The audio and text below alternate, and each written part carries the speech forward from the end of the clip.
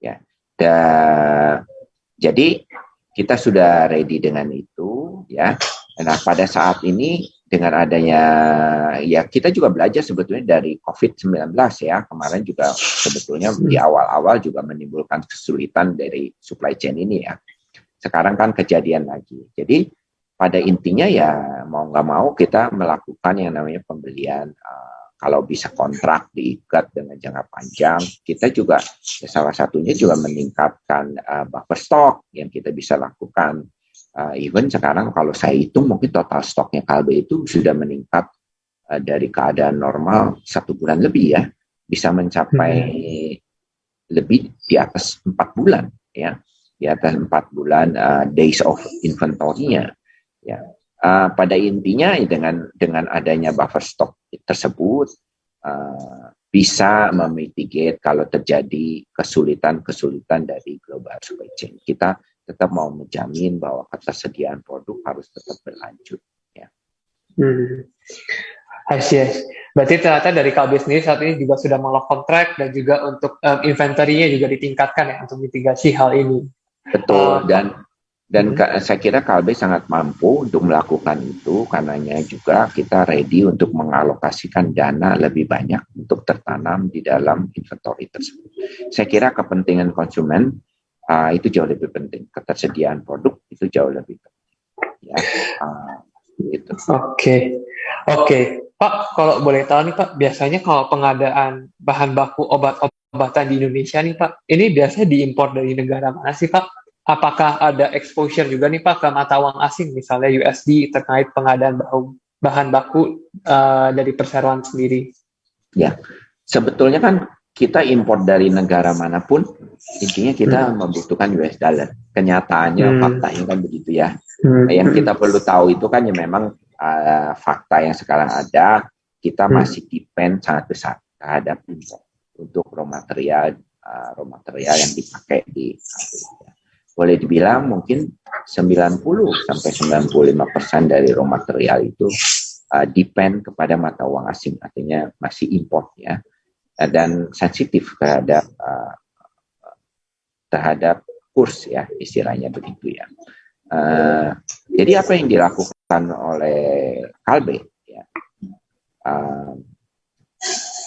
ya mungkin sebelum ke situ kan, kalau dari mana sih suplainya, ya dari berbagai macam negara.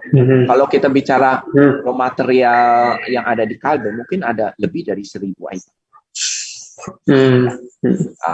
Kalau dari berbagai negara, itu mencakup ada Cina, ada India, ada beberapa di Southeast Asia, Jepang, ya kan, Korea juga ada, ya, dari Italia juga ada, dari Europe juga ada, dari US juga ada. Jadi mencakup beragam negara, ya. Itu. Nah, kalau menjawab bagaimana kita memitigasi dari sensitivitas terhadap kursnya, salah satu yang dilakukan Kalbe yang kita selalu terapkan adalah yang kita bilang sebagai natural hedging buat kita. Apa itu? Yaitu kita selalu mencadangkan dari dana kita dalam bentuk real mata uang asing, yang pada intinya harus cukup untuk selalu mengcover sampai dengan kebutuhan import ke depan, mungkin 4 sampai dengan 5 bulan ke depan untuk importnya. Kita selalu mencadangkan dan selalu ada. Sehingga kalaupun terjadi fluktuasi yang ekstrim, dampaknya tidak secara langsung. Ya. Tidak secara hit, secara langsung gitu loh. Ya. Karena akan terjadi yang namanya trade-off ataupun averaging terhadap dampaknya. Oke. Pak, mungkin mau tahu dikit nih Pak, kemarin di news ini kan ada nih mengenai bisnis update dari KLBF sendiri mengenai pembentukan joint venture dengan Eco Essential Food Corp ya di Filipina. Mungkin boleh diceritain nggak nih Pak, apa sih terkait produk non obat resepnya itu seperti apa yang dipasarkan, dan juga kalau boleh tahu bentuk sinergi apa nih yang sebenarnya diharapkan dari joint venture yang dilakukan ini Pak? Intinya begini, kalau di Filipina itu ada satu produk nutrisi kita, ya, diabetasol sebetulnya, itu sebetulnya leader as a market share di Filipina. Ya, nah tentu kita punya kepentingan untuk mengembangkan lebih lanjut ke arah produk-produk consumer yang lain, apakah itu juga including precision pharma dan juga produk-produk consumer health yang lainnya untuk dibawa masuk ke situ. Nutrisi lebih lanjut, ada diabetazol yang sudah sukses, di dalam pipeline-nya itu ada entrazol dan lain sebagainya, yang memang kepentingannya kita mau memperluas pasar di Filipina. Nah, kita percaya ya mungkin juga kita perlu melakukan kolaborasi. Ya, itu sangat penting untuk mempercepat pengembangan pasar di situ. Nah, Eko Esensial itu adalah salah satu perusahaan distribusi yang memang ekspertisnya itu sangat baik di Filipina, ya, sehingga kita membentuk satu joint venture di situ. Pada dasarnya untuk bisa memperkuat kehadiran kita dan memperkuat coverage dari kita mulai dengan produk nutrisi. Ya, produk nutrisi tadi diabetazol, sudah tahu kita akan memperkuat, lebih lanjut tentu akan ada produk-produk lain yang akan masuk ke situ. Dengan adanya local partner, kita percaya akan kita bisa melakukan sinergi sehingga pengembangan pasar maupun coverage di Filipina akan jauh lebih efektif dan lebih cepat. Ya. Nah, sebetulnya intinya itu dari joint venture itu. Oke. Pak, mungkin saya jadi penasaran nih Pak, kenapa pengembangan dilakukan ini mungkin dilakukan untuk pemasaran di Filipina? Apakah maksudnya ini dikarenakan dari segi gaya lifestyle orang-orang di Filipina itu mirip dengan di Indonesia atau ada alasan lain, Pak? Saya kira sih enggak. Kita kan harus ngelihat opportunity dan bagaimana kita bisa menemukan partner yang baik, yang cocok, yang bisa bersinergi, yang kita percaya punya view yang sama, punya mimpi yang sama, objektif yang sama, dan secara ini bisa bersinergi dengan baik menjadi strategic partner ya buat kita. Ya, memang saat ini ketemunya di Filipina, cuman bukan berarti bahwa di negara-negara lain kita juga tidak mau. Iya kan? Kalau misalnya satu saat ada kita ketemu juga misalnya di Thailand, di mana kita siap, pasti kita akan juga lakukan. Ya kalau pernah diceritakan mungkin ya di Myanmar sendiri kan kita sudah punya punya juga ya ada beberapa distributor di situ yang kita kerjasama, even sampai sekarang pabrik juga kita juga punya di Myanmar, sehingga menurut saya sangat terbuka untuk nanti melakukan kolaborasi seperti ini, pembentukan joint venture misalnya di Myanmar dan di negara-negara lain. Ya, kita sangat terbuka untuk itu. Ya, kebetulan sekarang ini Filipina duluan muncul, itu aja sih. Oke. Pak, mungkin kalau boleh tahu sedikit nih Pak mengenai obat-obatan keseruan nih Pak, kan di first quarter 2022 kemarin. Ini tercatat brand generics ini menunjukkan pertumbuhan yang cukup positif nih Pak penjualannya. Kalau boleh tahu, apakah ini obat-obatan yang masih rata-rata untuk penyakit COVID, atau memang di Indonesia sendiri di first quarter 2022 ini dikarenakan case mix nih Pak yang mungkin lebih complicated dari segi penyakitnya, makanya permintaan untuk branded generics cenderung meningkat. Saya kira sih kalau di Januari ini kan kebutuhan obatan COVID itu udah jauh menurun ya. Jadi pada dasarnya karena mulai terjadi yang namanya new normal. Ya, new normal itu artinya ya orang tetap sekarang punya kedisiplinan sendiri untuk memfollow prokes. Ya even sekarang udah boleh buka masker, saya kira masih yang percaya masih tetap kontinu sedikit ya. Masker tersebut akan tetap dilakukan. Tapi pada intinya dulu orang pada saat pandemi itu menghindar dari rumah sakit. Even dia punya sakit yang harus diobati, dia cenderung menunda, ya, karena lebih takut kena COVID. Nah, sekarang saya kira kekhawatiran tersebut sudah mulai hilang karena lebih percaya dengan melakukan prokes itu dia bisa mengurangi resiko tertularnya, ya. Jauh lebih kecil resiko tertularnya, sehingga itu membangkitkan kembali kebutuhan dari kebutuhan pelayanan untuk yang non-COVID. Ya, itu terjadi. Ya, dan kita tren itu berkembang. Itulah yang terjadi di Januari, sehingga kebutuhan untuk yang non-COVID tiba-tiba meningkat secara luar biasa. Yang dulunya tertunda, ini sekarang muncul nih kebutuhan yang mendadak. Saya kira itu, ya. Jadi lebih dimunculkan karena kebutuhan-kebutuhan yang non-COVID. Oke. Berarti ini juga seiring dengan pemulihan volume pasien rumah sakit juga ini juga cukup berdampak positif ya Pak untuk terkait permintaan dari branded generics-nya KB sendiri. Oke. Pak, mungkin nih kan terkait BPJS Pak, nantinya ini kan ada skema baru nih rencananya BPJS Kesehatan yang hanya akan menjadi satu kelas. View dari KB sendiri, apakah ini akan berdampak nih Pak dari segi mix penjualan obat-obatan persamaan ke depannya mungkin yang akan pertumbuhannya lebih signifikan itu dari unbranded generics ya Pak? Kalau Kalbe kan punya strategi tadi dijelaskan kita mau meningkatkan kontribusi dari unbranded generic. Ya, saya kira itu opportunity yang memang kita akan tap. Perubahan menjadi satu kelas saja di BPJS kan bukan berarti bahwa kebutuhannya akan berkurang. Karena kamu mau cover kelas yang manapun untuk BPJS obatnya sama. Ya, obatnya tetap sama gitu loh. Kecuali kalau yang plus-plus artinya itu baru memungkinkan kalau ada istilahnya tuh COB ya, kerjasama COB antara BPJS dengan perusahaan asuransi, yaitu pasien lebih punya pilihan untuk menggunakan yang namanya branded generic ataupun produk-produk yang di luar listingnya BPJS. Ya sekarang itu kan listingnya tetap sama, ya tetap sama.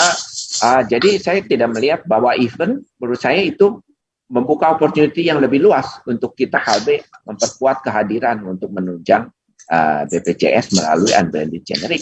Dan saya sih melihat kalau dengan strategi Kalbe kontribusi dari unbranded generic akan cenderung lebih cepat pertumbuhannya. Ya. Oke. Jadi justru itu juga positif ya Pak dari segi volumenya untuk kedepannya. Betul, dari segi volume. Kalau bicara nih sekarang kan Kalbe baru tahun lalu Kalbe berkontribusi hanya mengambil sekitar 10% dari listed produk yang ada di JKN, ya, yang ada di JKN. Kemarin karena kita mau memperkuat, kita increase 50%. Mungkin ada 60-an produk ya ini inklusif di JKN. Pada saat ini hampir 100 produk, ya kan. Nantinya lagi mungkin kita akan meningkatkan kembali karena mungkin total yang ada di JKN itu totalnya itu mungkin ada sekitar 700-an, 600-700 produk ya. Itu membuka opportunity. Yang penting di sini kan yang harus diperhatikan Kalbe adalah manufacturing-nya. Kapasitasnya, kita bisa meleverage di situ untuk memenangkan persaingan untuk penyediaan unbranded generic itu. Dengan tetap menjaga as a total kombinasi, konsolidasi, operating profit margin yang tetap cukup baik di range 14,5 sampai dengan 15,5. Oke. Pak, mungkin sekarang mau bahas segmen lain nih Pak dari pendapatan dari Kalbe sendiri untuk nutritional line nih Pak. Kan saat ini kita melihat kasus COVID-19 di dalam negeri ini udah semakin terkendali. Dan di nutritional divisionnya sendiri bagaimana nih Pak performance-nya? Untuk nutrisi ya? Iya, betul. Nutrisi kalau kita lihat di kuartal 1 itu menunjukkan perkembangan yang cukup baik. Ya. Dengan kita meluncurkan produk yang sifatnya lebih affordable, tentu itu semua berdasarkan riset kita, pengamatan pasar kita. Ya, ternyata banyak sekali konsumer dari Kalbe, dari produk nutrisi kita, ya, karena keadaan COVID kemarin melakukan trading down, karena mereka perlu melakukan alokasi dari income-nya untuk kebutuhan yang lain. Ya, trading down. Nah, daripada mengambil produk yang lain,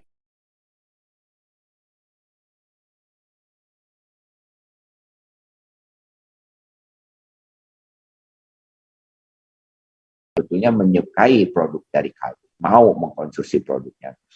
produk nutrisinya Kalbe, cuman harganya menurut mereka mungkin sangat premium sehingga nggak terlalu berani. Dengan adanya produk ini tentu akan memperkuat market share total kategori susu bubuk tersebut. Susu bubuk tersebut. Nah, itu yang kita lakukan sehingga kita yakin dengan penyediaan produk-produk affordable dan juga pandemi ini menjadi endemi, kita bilang ya, menjadi case-nya menurun. Saya kira kebutuhan itu akan lebih kuat lagi.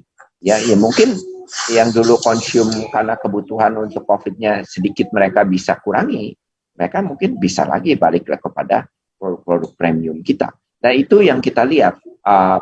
Produk-produk Morinaga kita ternyata di first quarter tumbuh cukup baik, relatively dibandingkan dengan yang lain, ya. Dan kebutuhan itu saya kira akan sustain ya di tahun ini. Oke, berarti menunjukkan performance yang cukup positif ya.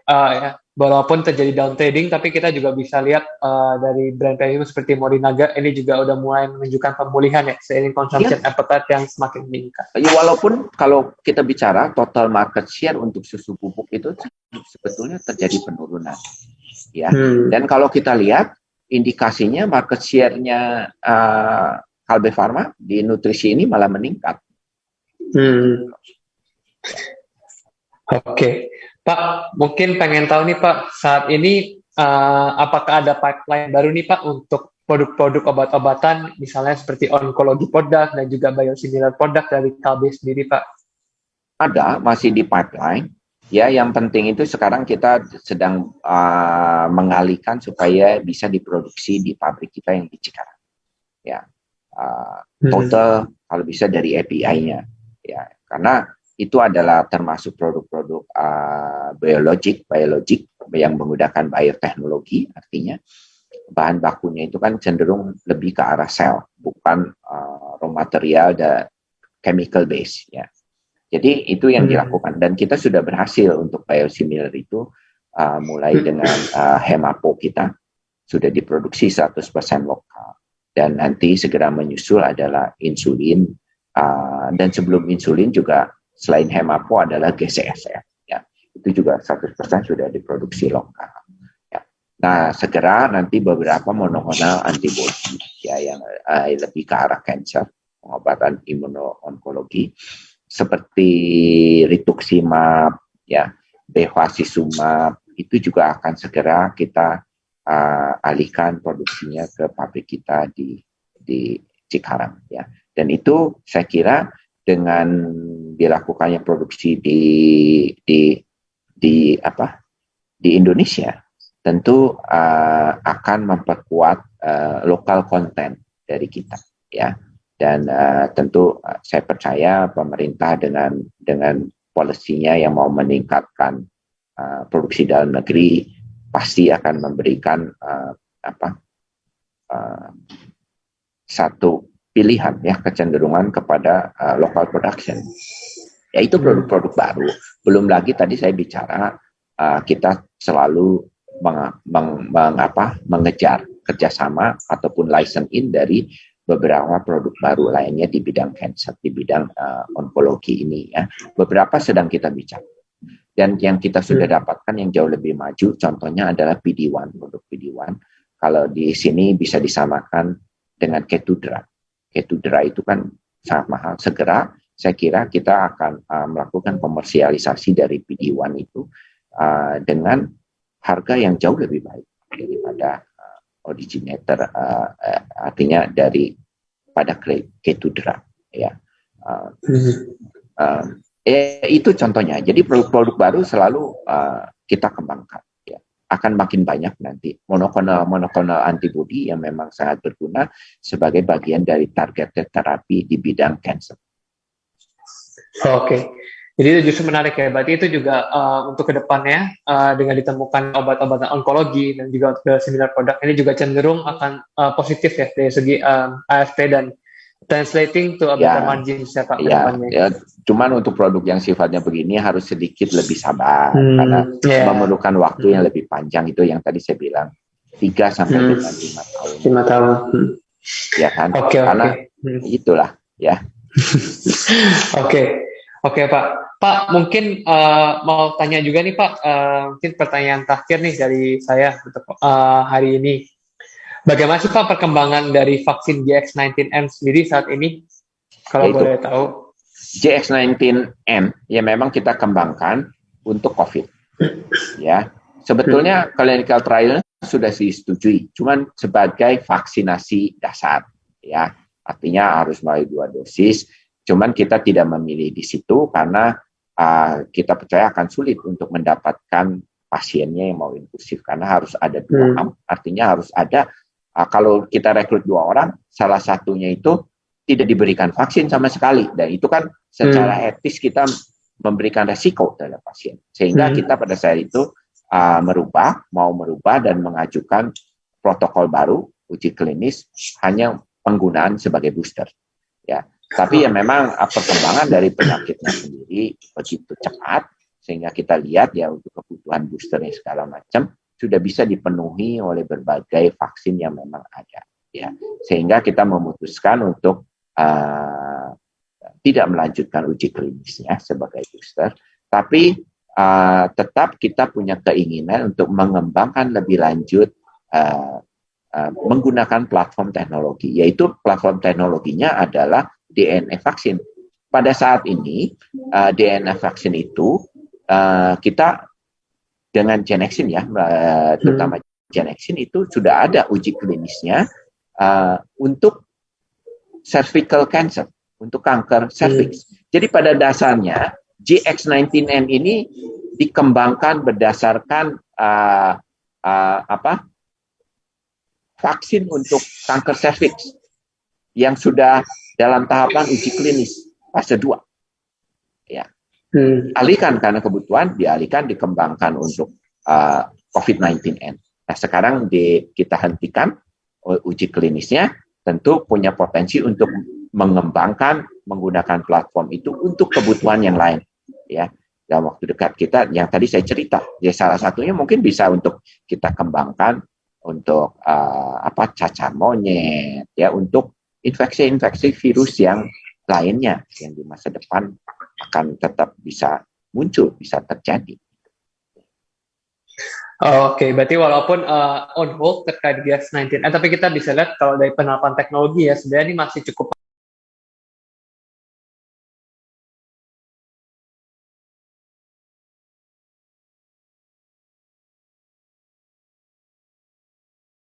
lebih istilahnya lebih urgent untuk dibutuhkan. Oke, terima kasih banyak Pak. Mungkin itu sekian pertanyaan dari saya, dan mungkin saya lihat juga di IG maupun YouTube sepertinya sudah tidak ada pertanyaan lagi. Mungkin kita akan akhiri untuk acara live bersama Pak Bernardus dan KLB Pharma pada hari ini. Terima kasih banyak Pak Bernardus dan juga Pak Lucky atas kehadirannya dan waktunya pada hari ini.